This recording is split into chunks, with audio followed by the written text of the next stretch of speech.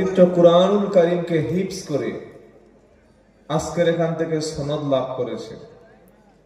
সেই মজলিসে যে আল্লাহ তাআলা আমাদেরকে এনেছেন, এটা বড় সৌভাগ্যের বিষয়। আমি গুনাহগার আসতে পেরে অত্যন্ত আনন্দিত এবং আল্লাহ শুকরিয়া আদায় করি। আমরা সকলে আল্লাহ শেখানো ভাষায় বলি আলহামদুলিল্লাহ।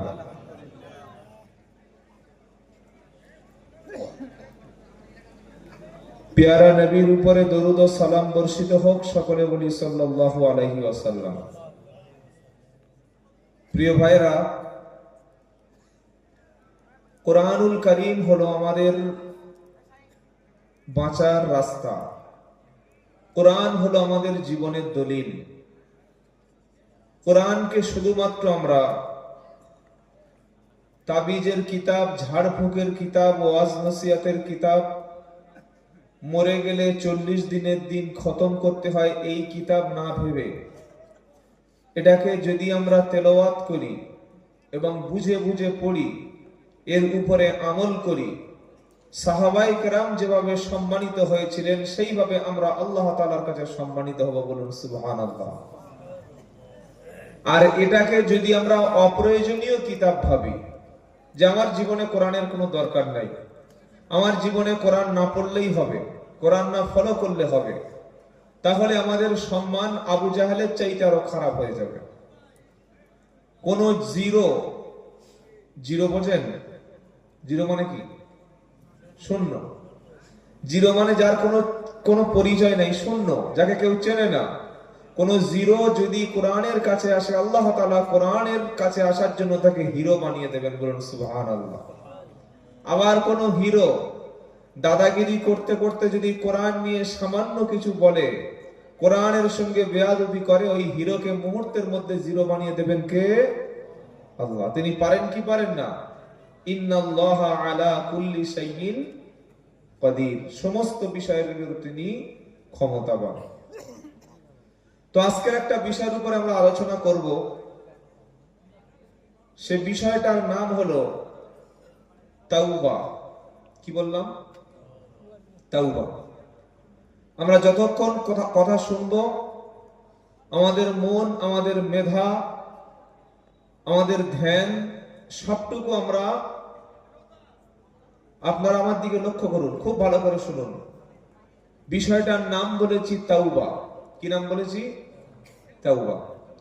আপনি যখন কোনো ক্লাস করতে যান, কোনো একটা মিটিং এ যান, সেই মিটিং এর বিষয় কি, বস্তু কি, জেনে যান নাকি না জেনে যান? বোঝাতে পারিনি? জেনেই তবে তো যান। আপনাকে দাওয়াত করেছে, কিসের দাওয়াত? বিয়ে বাড়িতে অথবা কোনো অনুষ্ঠান বাড়িতে। সেই অনুষ্ঠানের সূচি, অনুষ্ঠানের বিষয় আপনার জানা থাকে কি থাকে না? থাকে। তো যে বিষয় আপনাদের সামনে আলোচনা করব ইনশাআল্লাহ, আল্লাহ যদি তৌফিক দেন, এই বিষয়ের নাম হলো তাওবা। কি বললাম? তাওবা। তাওবা শব্দের অর্থ আমরা অনেকে মনে করি আস্তাগফিরুল্লাহ, আস্তাগফিরুল্লাহ, আস্তাগফিরুল্লাহ হয়ে গেল। আবার কেউ কোনো ভুল করে ফেললে বলে তাওবা, তাওবা, তাওবা, তাওবা। বলে কি বলে না? বলে কি বলে না?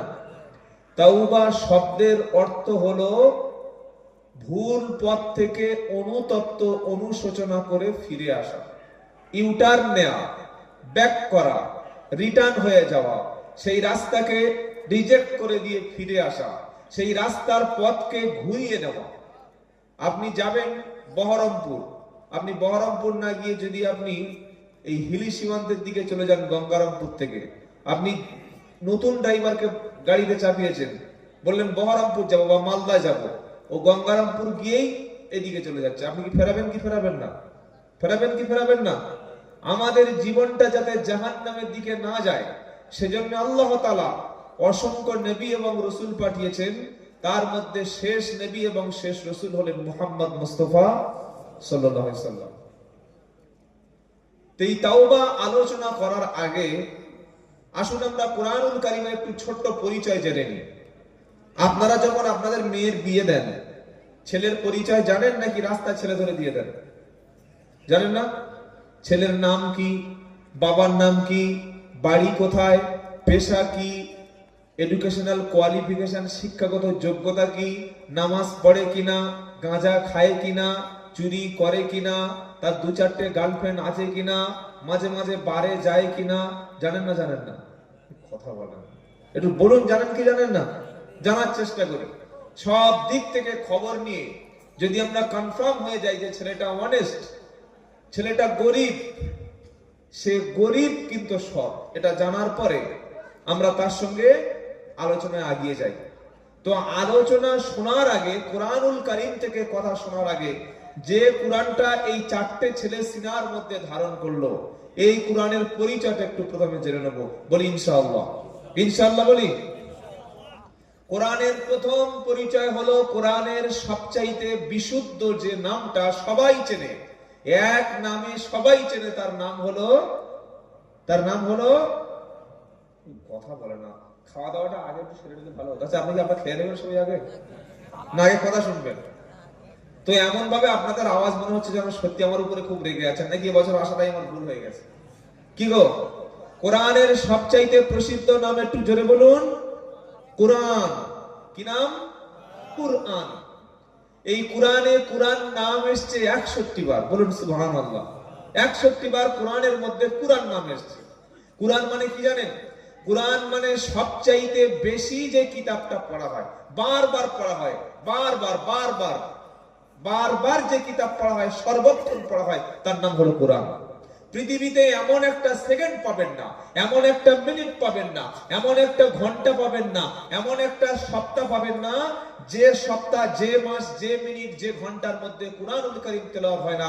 প্রত্যেকটা সেকেন্ডে কোরআন তেলাওয়াত হচ্ছে। বলুন সুবহানাল্লাহ। এখানে একটা মানুষ নামাজ পড়ছে, তিনি কোরআন পড়ছেন। এখানে রাত 12টা, আমেরিকার নিউ ইয়র্ক সিটিতে তখন দিন 12টা, দুপুর 12টা। এখানে দুপুর 2টো, তখন মক্কা শরীফে, মদিনায় 4:30 বাজে। হয় কি হয় না? এখানে যখন জোহর, সেখানে তখন আসর। এখানে যখন তাহাজ্জুদ, সেখানে তখন জোহর। কেউ না কেউ নামাজ পড়ছেন, আর নামাজের মধ্যে কোরআন পড়ছেন। আর হিফজখানায় গেলে 24 ঘন্টার মধ্যে 18 থেকে 17 ঘন্টায় কোরআন তেলাওয়াত হয়। যদি বলেন সুবহানাল্লাহ। কোরআনের একটা পরিচয়। 2 নম্বর কোরআনের পরিচয় কি? কোরআনের মধ্যে কোনো ভুল, কোনো পরস্পর বিরোধী কথা, কোনো অবৈজ্ঞানিক কথা, কোনো ভ্যালুলেস কথা, কোনো অনৈতিহাসিক কথা, এরকম কোনো কথা নেই। তার প্রমাণ পারা নম্বর 1, সূরার নাম বাকারা, আয়াত নম্বর 1। আল্লাহ বলছেন, যালিকাল কিতাবু লা রাইবা ফি, এই সেই কিতাব, ওই সেই কিতাব যার মধ্যে কোনো সন্দেহ নাই, কোনো ভুল নাই। জোরে বলুন সুবহানাল্লাহ। কিসের সন্দেহ নাই? এটা যে আসমানি কিতাব, এটা যে রবের পক্ষ থেকে এসেছে, এই বিষয়ে কোনো সন্দেহ নাই। কোরআনের 3 নম্বর পরিচয় হলো, এই কোরআনটা আল্লাহ তাআলা নাজিল করেছেন আরবি ভাষায়। কি ভাষায় বাবা? জোরে বলুন। আরবি। পারা নাম্বার 12, সূরার নাম ইউসুফ, আয়াত নাম্বার 2। আল্লাহ বলছেন, ইন্না আনজালনাহু কুরআনান আরাবিয়্যান লাআল্লাকুম তাআকিলুন, নিশ্চয়ই আমি আল্লাহ কুরআনকে নাজিল করেছি আরবি ভাষায়। কেন? যাতে তোমরা সকলে বুঝতে পারো। সুবহানাল্লাহ পড়বেন না? কোরআনের 4 নম্বর পরিচয় হলো, এই কোরআনটা নাজিল হয়েছে হযরত মুহাম্মদ মুস্তাফা সাল্লাল্লাহু আলাইহি সাল্লামের উপরে। জোরে বলুন। পারা নাম্বার 26, সূরার নাম মুহাম্মদ, আয়াত নাম্বার 6। আল্লাহ বলছেন, ওয়া আমিনু বিমা নুজিলা আলা মুহাম্মাদিন ওয়া হুয়াল হাক্কু মির রাব্বিহিম, তোমরা সেই রবের উপরে ঈমান আনো যিনি তার প্রিয় বান্দা মুহাম্মাদের উপরে কোরআন নাজিল করেছেন।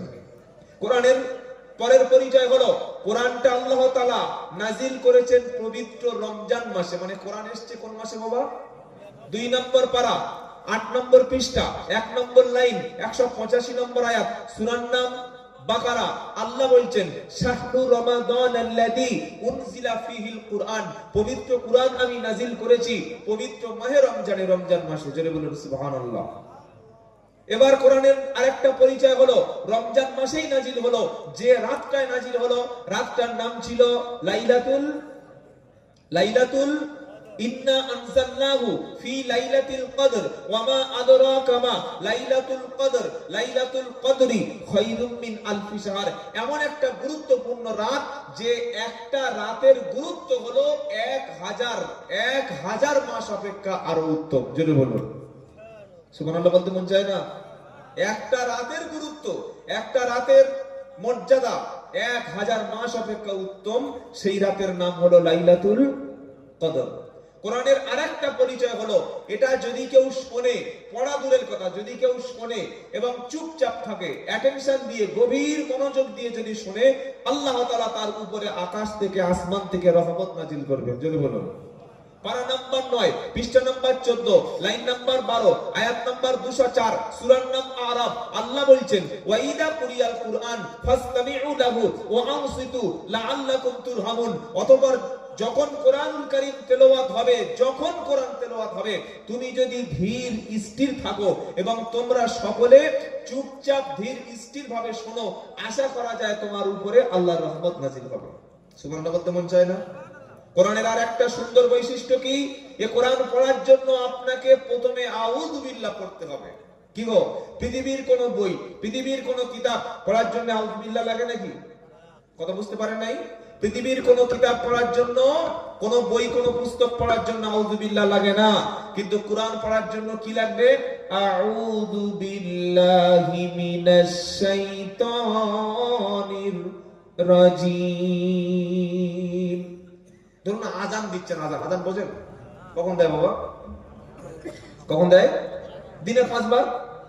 তো আজান দেওয়ার আগে কোনদিন শুনেছেন মুয়াজ্জিন সাহেব বলছে, আউযু বিল্লাহি মিনাশ শাইতানির রাজিম, আল্লাহু আকবার, আল্লাহু আকবার। হয় হয়, এটা বলছেন না কেন? খাচ্ছে, খানা সামনে এসছে। আউযু বিল্লাহি মিনাশ শাইতানির রাজিম, বিসমিল্লাহি ওয়া আলা বারাকাতিল্লাহ। বলেন, পৃথিবীর কোন ইবাদতের জন্য, পৃথিবীর কোন ইবাদতের জন্য আউযু বিল্লাহ লাগে না, কিন্তু কুরআনুল কারীম তেলাওয়াতের আগে আউযু বিল্লাহ লাগে। বিকজ, কারণটা কি? তার কারণ হলো, যখন কেউ কুরআনুল কারীম পড়ে, কুরআনুল কারীম তেলাওয়াত করে, সবচাইতে শয়তান বেশি অসন্তুষ্ট, সবচাইতে শয়তান বেশি ক্ষুব্ধ, সবচাইতে শয়তান বেজার হয়ে যায় যখন কোনো মানুষ কোরআন পড়ে। আর সবচাইতে শয়তান কখন খুশি হয় কেউ বলতে পারবেন?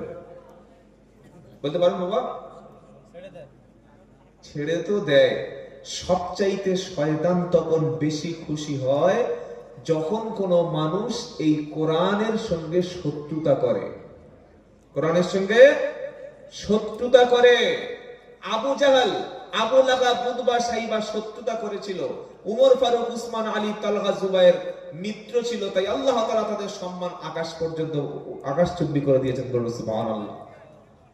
তাহলে কোরআনের অনেকগুলো পরিচয়, অনেকগুলো দলিল আমরা জেনেছিলাম। এবার কোরআন সম্পর্কে একটা দুটো তথ্য দিয়েই তওবা সম্পর্কে আলোচনা শুরু করি। আপনারা কষ্ট পাচ্ছেন না তো? বেশিক্ষণ লম্বা আলোচনা করব না, অল্প কিছু কথা আলোচনা করব যেগুলো আমাদের জীবনে যেন আমল করতে পারি। আর ফজরের নামাজ আজ থেকে কাজা করব ইনশাআল্লাহ। ইনশাআল্লাহ কথা শুনে নাই? ফজরের নামাজ আজ থেকে কাজা করব না।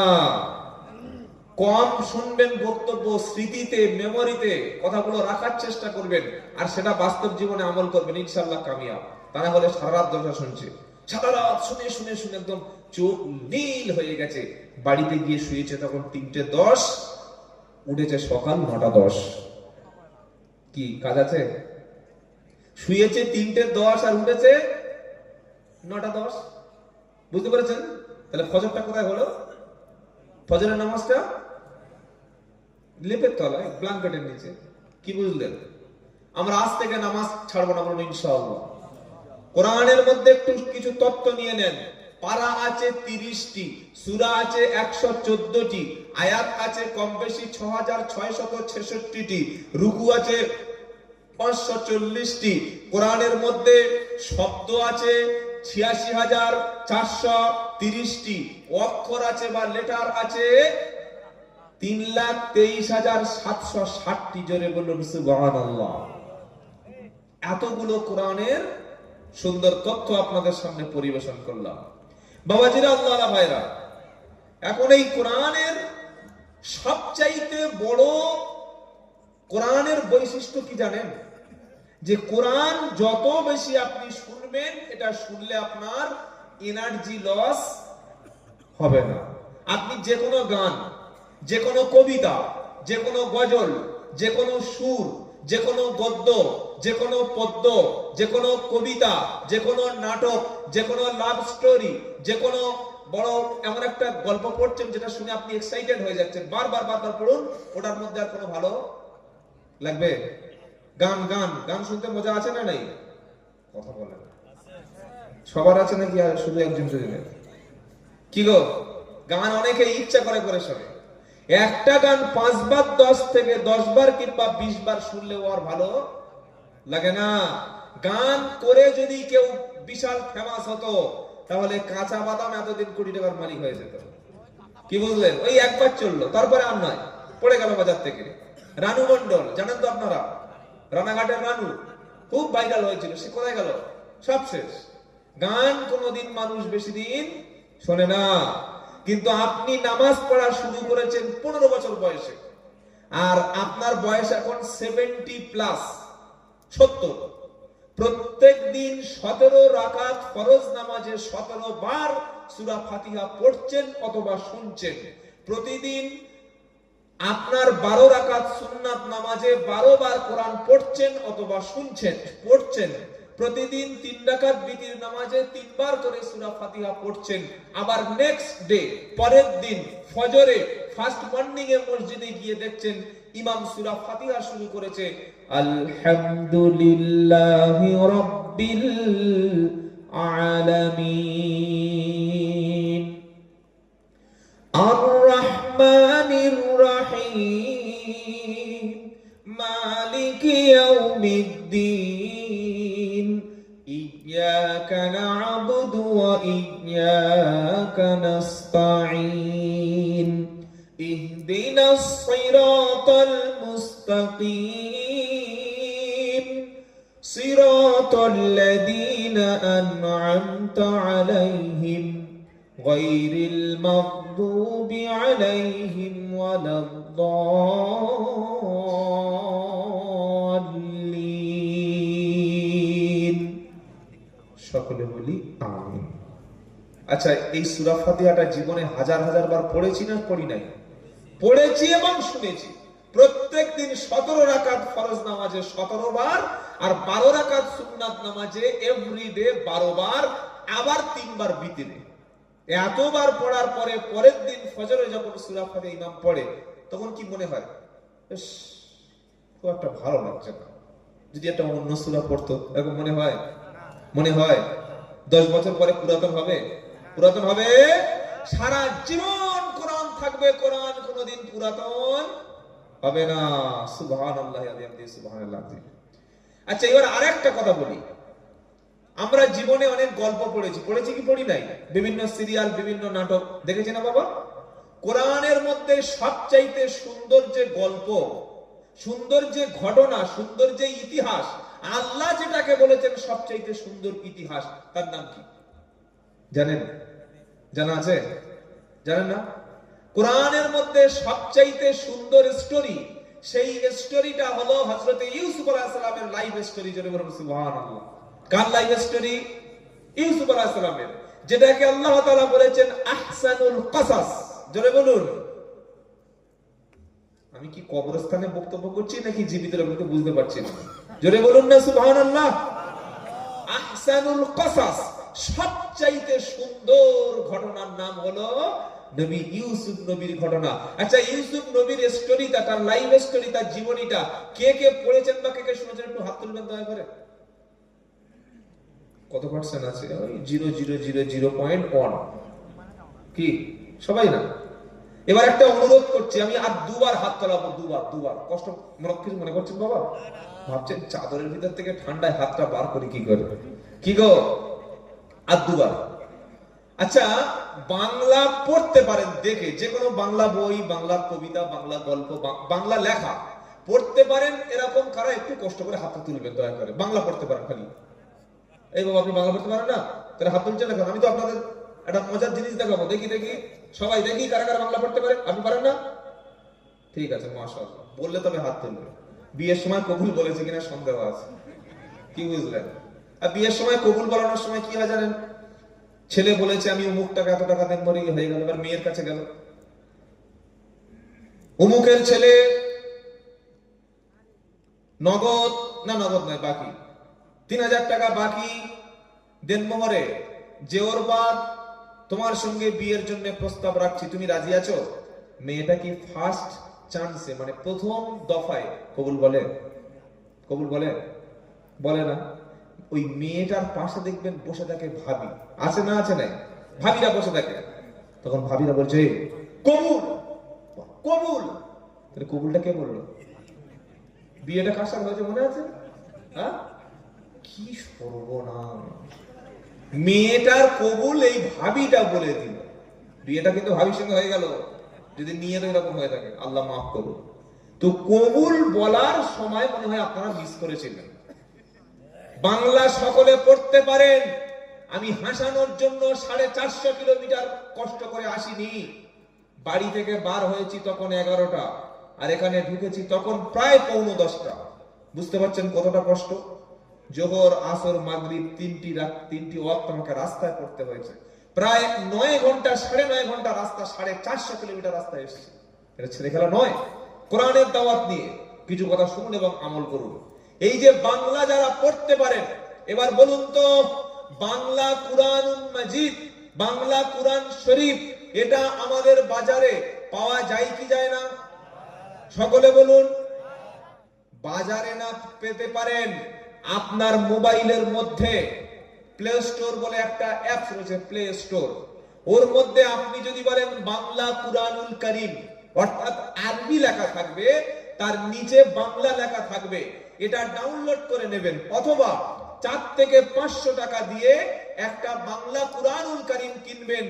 আপনি হাফেজ, মাওলানা, মুফতি এগুলো হতে পারবেন না, কিন্তু আল্লাহ সুবহানাহু ওয়া তাআলা কি বলছেন, আরবিতে কি বলতে চেয়েছেন, মানুষের জন্য কেন আল্লাহ কোরআন নাজিল করেছেন, এটার উদ্দেশ্য কি, একবার যদি পুরো কুরআনুল কারীম আপনার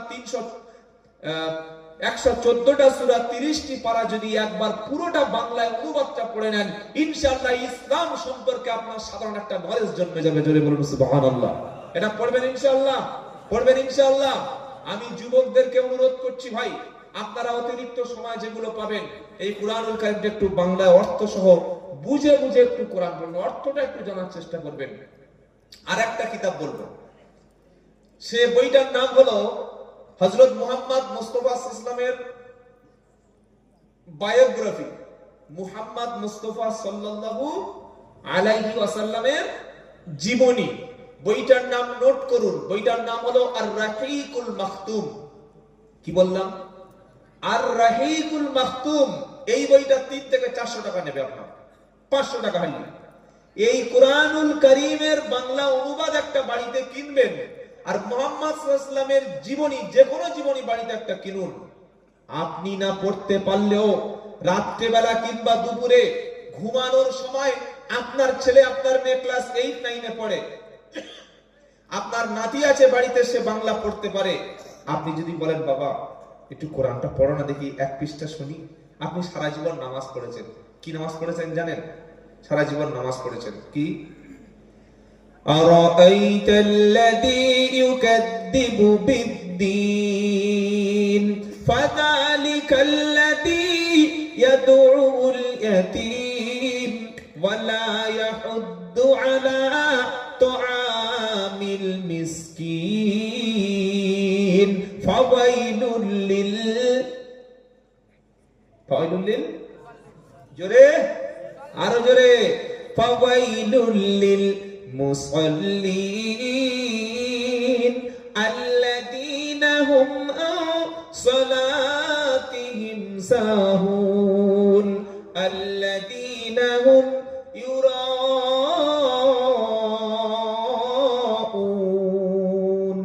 ওয়া ইয়ামনাউনাল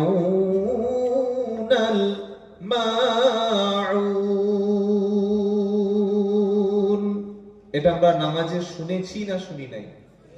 শুনেছি বাবা। যারা নামাজ পড়েন, 5 ওয়াক্ত সালাত আদায় করেন, তাদের জিজ্ঞাসা করবেন, চাচা দাড়ি পেকে গেছে, চুল পেকে গেছে, আপনি তো সারা জীবন নামাজ পড়ছেন, কটা সূরা মুখস্থ আছে? বলবে 6টা। কি কি? আলাম তারা, সূরা কুরাইশ, সূরা মাউন, সূরা কাউসার, ফালাক আর নাস। আচ্ছা চাচা, মাগরিবের সুন্নাত নামাজ ক রাকাত পড়লেন? 3 রাকাত, 2 রাকাত।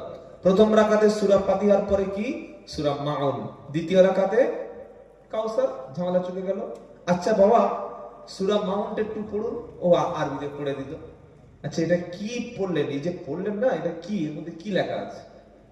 তখন দাড়ি চুলকে চুলকে বলছে ওইটা, আর নেটওয়ার্ক পাচ্ছে, নেটওয়ার্ক ফেল হয়ে গেছে। কি বুঝলেন? আর টাওয়ার নেই। তো বলুন কি বলছেন? বললে আমি জানি না, তোমার চাচি জানে। কে জানে? চাচি। তুমি নামাজ পড়লে কোন সূরা মাউন জানো না? বলে না। তো তুমি কি পড়েছো? বলে আরবি পড়েছি। আরে তখন তো এই আরবিটা তোমার মনের মধ্যে একটা রিয়াক্ট করবে যখন তুমি অর্থটা বুঝতে পারবে। কি বুঝতে পারছেন না? পারছেন না? যখন আমার ভাষাটা, আমার ল্যাঙ্গুয়েজটা আপনি বুঝতে পারবেন, ধরতে পারবেন, তখন তোমার কতটা ভালো লাগবে। আর যদি বুঝতে না পারেন, কিছুক্ষণ পর বলে চল, বলে খাওয়া দাওয়া দেবে, বললো কমিটি, বলে বাড়ি দেখো চল। কি বলবেন না? বলবেন না। কথাটা তো আপনাদের ভালো লাগতে হবে, বুঝতে হবে, নিতে হবে, ক্যাচ করতে হবে, অ্যাচিভ করতে